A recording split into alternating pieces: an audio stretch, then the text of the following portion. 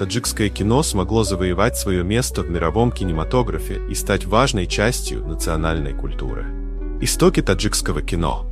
Первый таджикский художественный фильм «Любовь поэта» появился в 1934 году. Его сюжет был основан на произведениях классика таджикской литературы Рудаки. Этот фильм стал символом возрождения национального искусства в кинематографической форме. В советское время таджикская киностудия «Таджикфильм», основанная в 1930 году, была главным центром кинопроизводства. Она выпустила множество картин, которые завоевали признание в СССР и за его пределами.